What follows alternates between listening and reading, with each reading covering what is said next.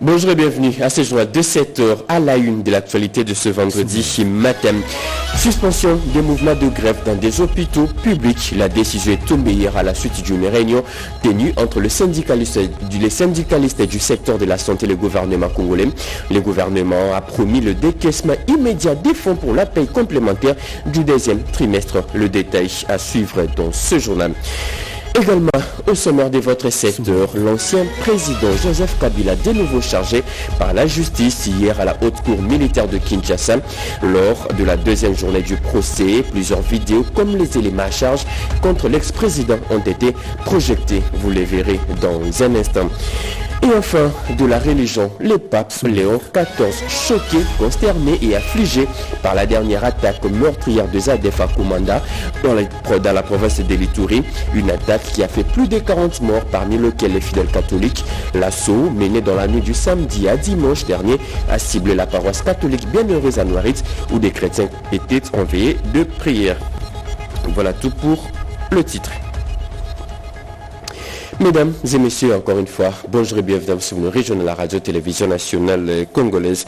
Je le dis au sommaire, suspension des mouvements de grève dans des hôpitaux publics. La décision est tombée hier à la suite d'une réunion tenue entre le syndicaliste du secteur de la santé et le gouvernement congolais. Le gouvernement a promis le décaissement immédiat des fonds de la paie complémentaire du deuxième trimestre et l'alignement à la prime de risque du personnel non pris en compte. D'autres détails avec Nadine Kilo. Cédric Inina et Moké Maloma. Les syndicats du secteur de la santé représentant le personnel médical, paramédical et administratif ont décidé de suspendre leur mouvement de grève observé dans les hôpitaux publics et les services administratifs. Cette décision fait suite à la réunion tenue le 30 juillet 2025 entre les représentants syndicaux et les banques gouvernementales, composées par le vice-premier ministre, ministre en charge de la fonction publique Jean-Pierre Liaoud, le ministre d'État au budget Aimé Boji et du ministre de la Santé publique Roger Kamba. À l'issue de plus de 5 heures d'échange, le gouvernement a pris une série d'engagements concrets, notamment le décaissement par la Banque centrale des fonds pour la paie complémentaire du T2, attendu par l'ensemble du personnel de la santé. Nous avons exigé à ce que le gouvernement puisse pas seulement prendre des engagements, mais pouvoir déjà passer à l'exécution de ces engagements-là. Le gouvernement s'est engagé à pouvoir payer la paie complémentaire pour les T2, pour l'ensemble du personnel de la santé. Le gouvernement nous a rassuré que la Banque centrale a déjà libéré le fonds vers les banques commerciales.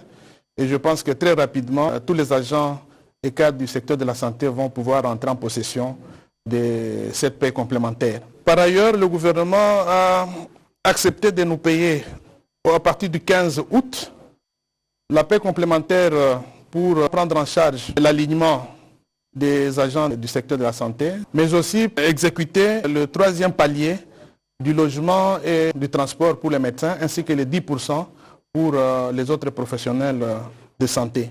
Nous avons aussi pris des engagements de pouvoir suspendre provisoirement le mouvement qui s'observe dans tous les hôpitaux de l'État et même dans l'administration, provisoirement, en attendant que la base puisse nous donner la conduite à tenir.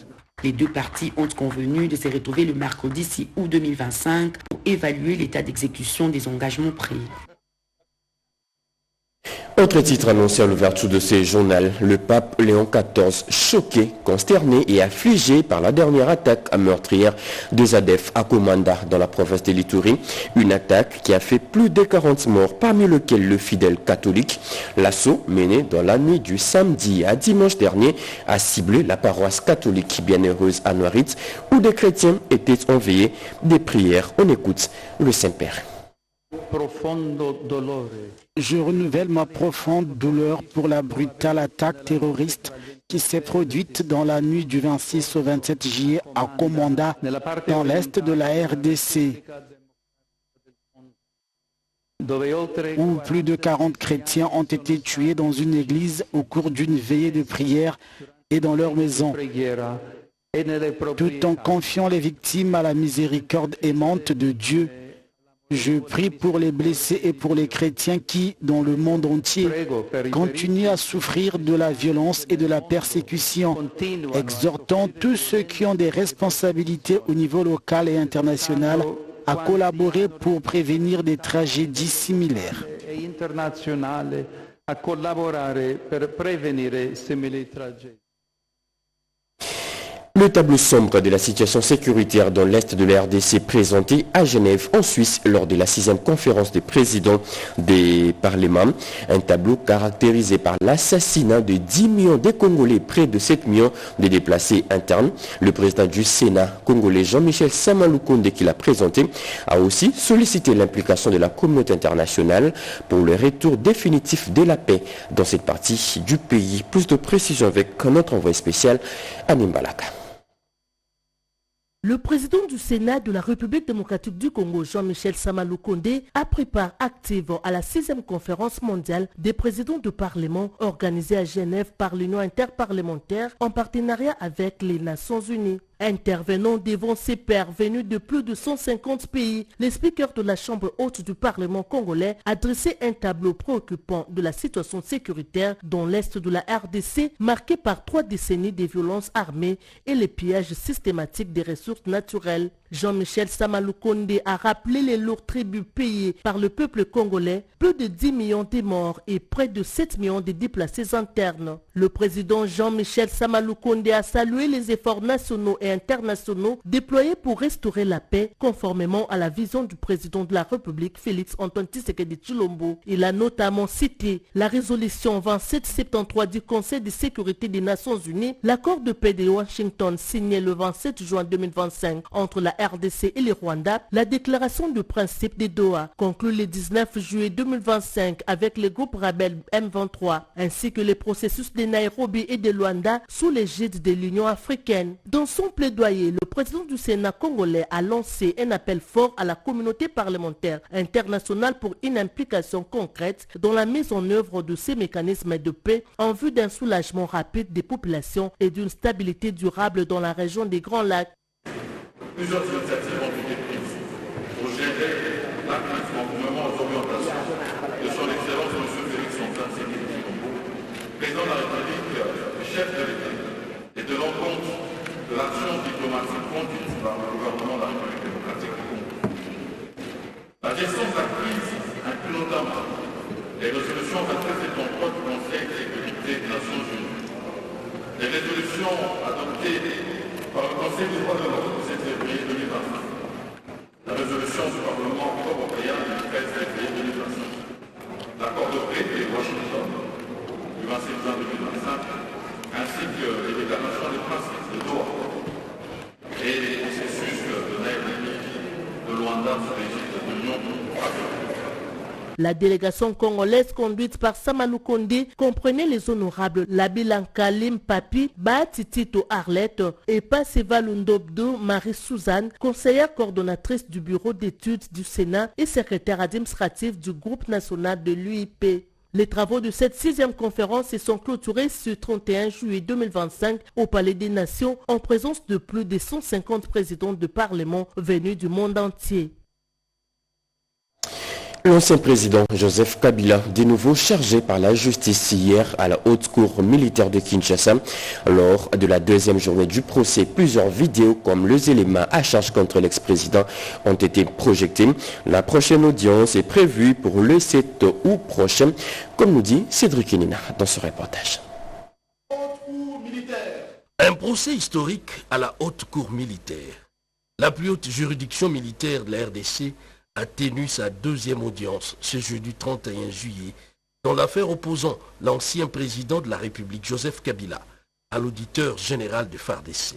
2 provinces de la République se sont constituées partie civile dans cette affaire pour réclamer réparation des dommages subis. Il s'agit de la province du Nord Kivu et de la province du Sud Kivu qui s'ajoutent à la République démocratique du Congo qui est aussi partie civile dans ces procès. Dès l'ouverture de l'audience proprement dite, la greffière en chef de la haute cour militaire a procédé à la lecture des réquisitoires de l'auditeur général au Sénat, sollicitant les poursuites contre le sénateur à vie Joseph Kabila.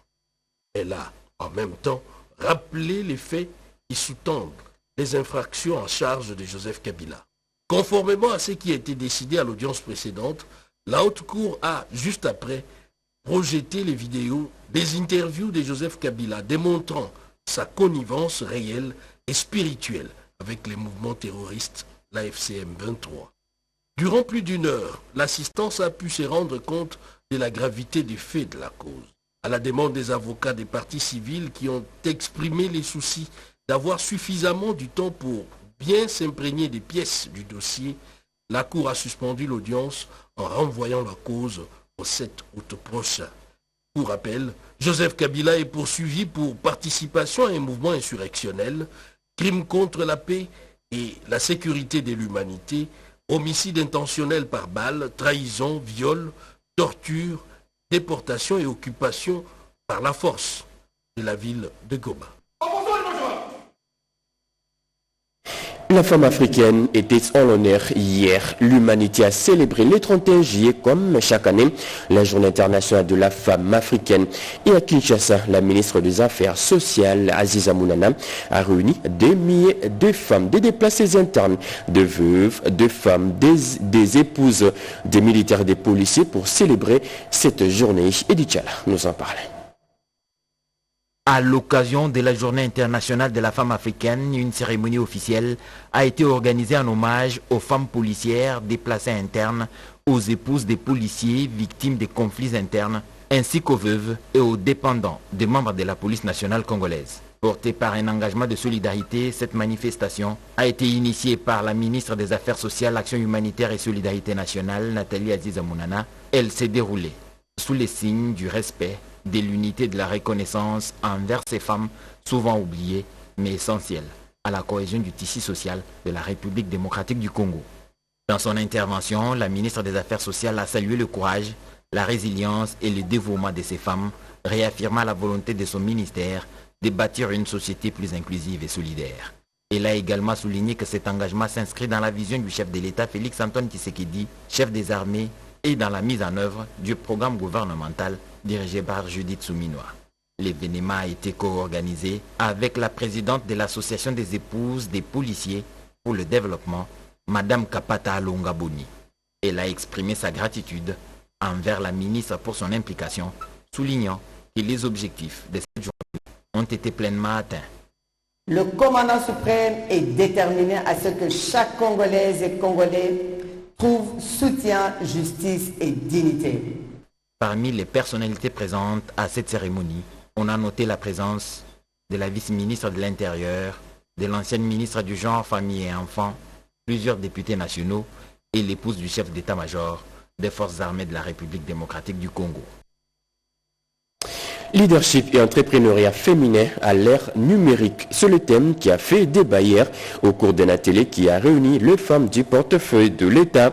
Un atelier organisé par le Conseil technique genre de l'Association nationale des entreprises publiques en collaboration avec la Chambre des affaires des femmes entrepreneurs et industrie. Yolande Voka et Fiston Wavingan nous en parlaient. Les femmes des entreprises du portefeuille de l'État ont accru leur connaissance sur le leadership féminin et l'entrepreneuriat. Avec l'avènement de l'économie numérique, elles ont identifié les défis qui se présentent à elles et entendent le relever d'ici 5 ans. Elles ont bénéficié de l'expertise de femmes entrepreneurs canadiennes.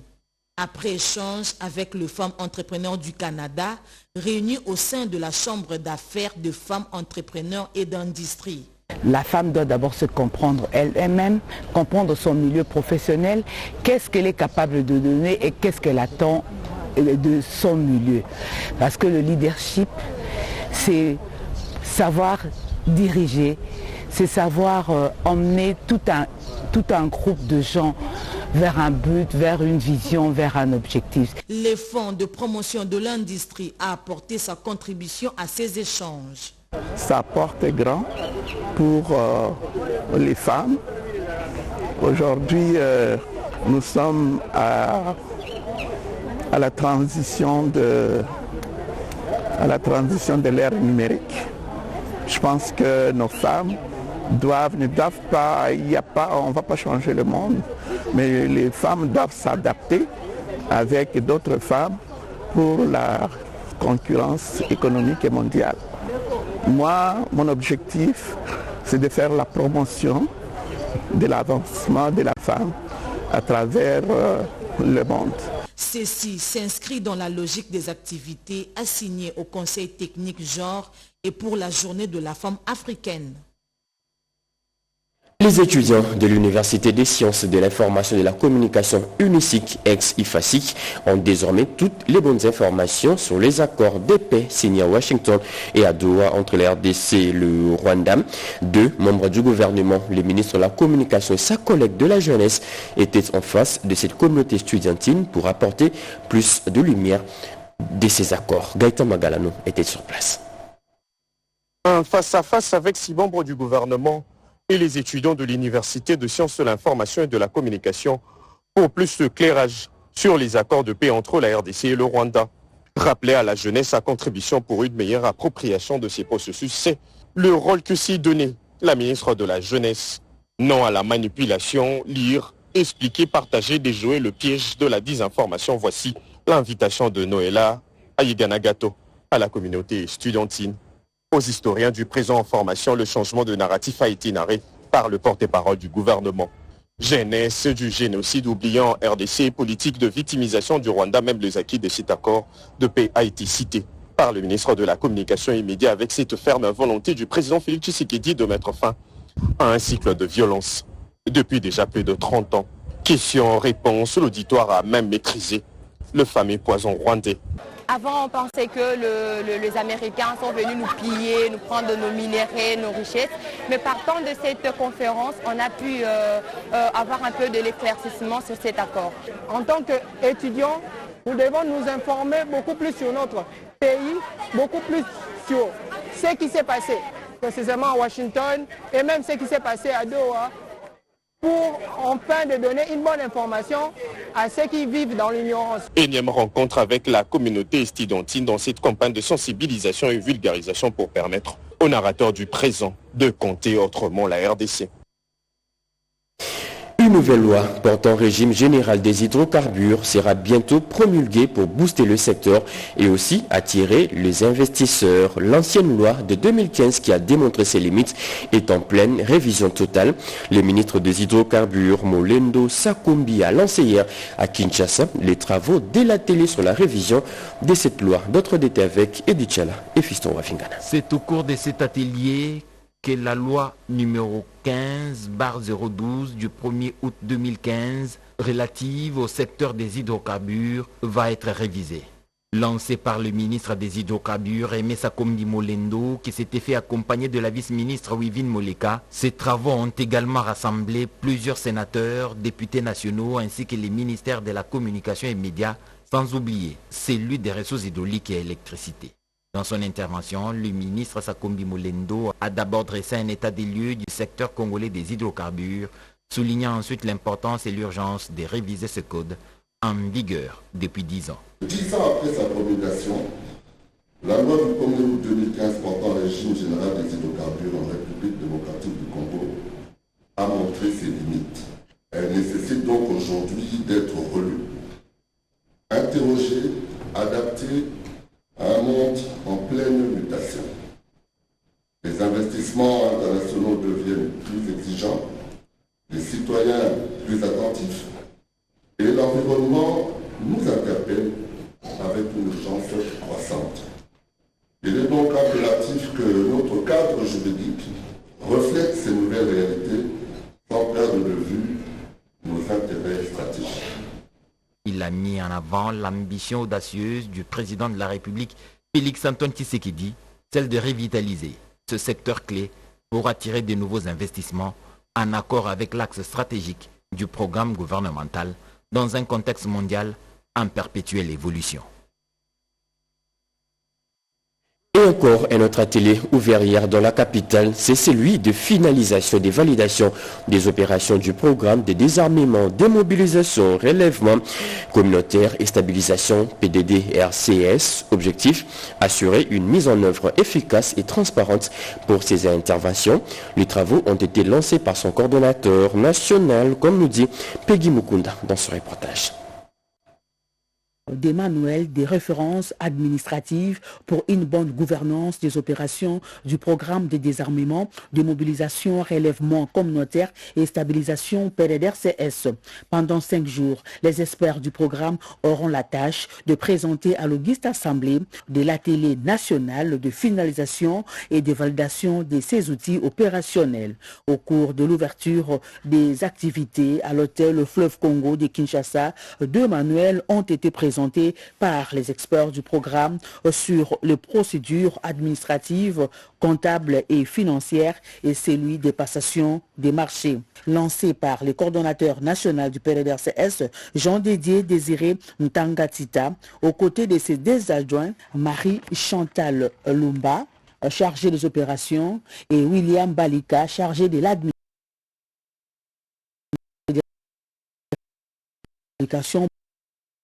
du à la finalisation de ces outils opérationnels par les programmes des Nations Unies pour le développement PNUD ont été salués par les patrons du PDDR-CS, Jean-Dédier Désiré Ntangatita. Le PNUD et la MONUSCO, à travers sa section DDRS, déterminée à appuyer le PDDR-CS pour le retour de la paix dans l'est du pays.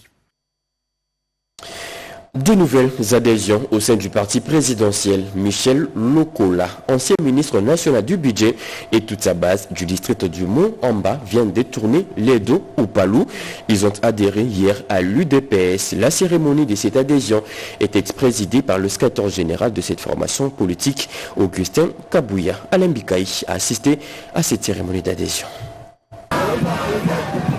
Il ne se passe désormais plus un jour sans qu'une nouvelle adhésion ne vienne renforcer les rangs de l'Union pour la démocratie et le progrès social, l'UDPS, la première force politique en République démocratique du Congo, dirigée par l'honorable Augustin Kabouya.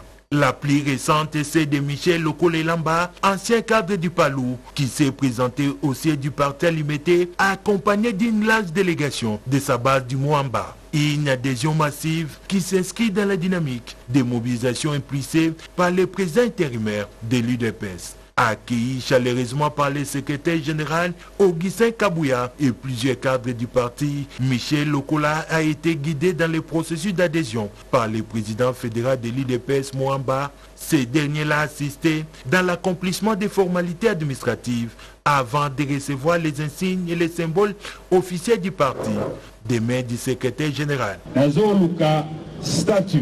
Après 10 mois de réflexion, durant lesquels j'ai lu le statut des 10 partis politiques, c'est celui de l'UDPS qui m'a séduit, car il place l'homme au centre du développement. Le peuple d'abord est réel ici. Dans la foulée, le numéro 1 de l'UDPS a annoncé une tournée imminente dans la province du Maniema ou de Maïndombe dans le but de redynamiser les activités du parti présidentiel et consolider sa présence sur le terrain.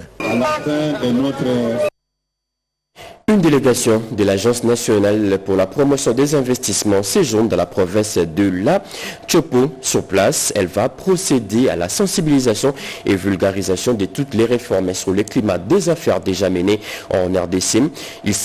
La délégation sera en face des opérateurs économiques, étudiants, corps académiques, scientifiques et députés et sénateurs, comme nous dit Yvette Makountima. Le gouvernement de la République s'est résolument engagé depuis quelques années dans un vaste programme de réformes fondamentales et multisectorielles destinées à améliorer en permanence le climat des affaires et d'investissement. La sensibilisation et vulgarisation de ces réformes dans la province de la Chopo traduisent l'option adoptée pour ce faire.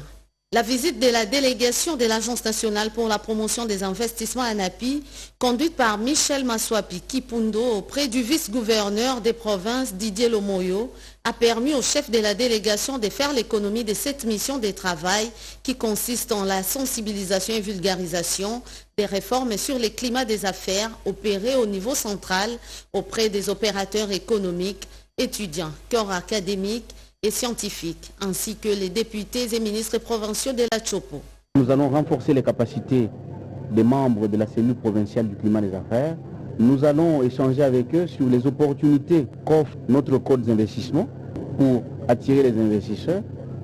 Et enfin, nous aurons une très grande activité avec les étudiants, les scientifiques. Bien avant, cette même délégation s'est entretenue avec les chefs d'établissement, notamment ceux de l'université de Kisangani, ISC et ISP Kisangani, sur l'organisation prochaine de la grande conférence sur le climat des affaires à l'intention des étudiants. Et puis cette nouvelle, début du recrutement pour la 10e promotion de l'École nationale d'administration ENA. Cette opération qui se clôture le 9 août prochain a été lancée par le vice-premier ministre en charge de la fonction publique, Jean-Pierre Liao. Les inscriptions se font exclusivement en ligne sur le site web de l'ENA, www.ena.cd. Sur le site, vous trouverez également toutes les conditions d'éligibilité.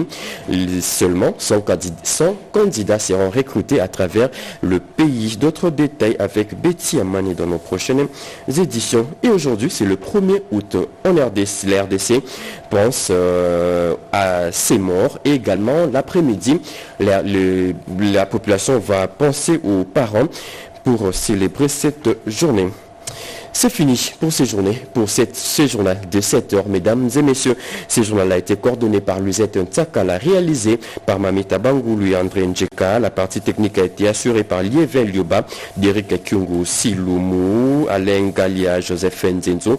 Merci de nous avoir suivis. Prochain rendez-vous de l'actualité, c'est à 13h30 avec Gaëtan Magalano. Moi, je vous retrouve demain à la même heure. Bon début de week-end à toutes et à tous. Au revoir.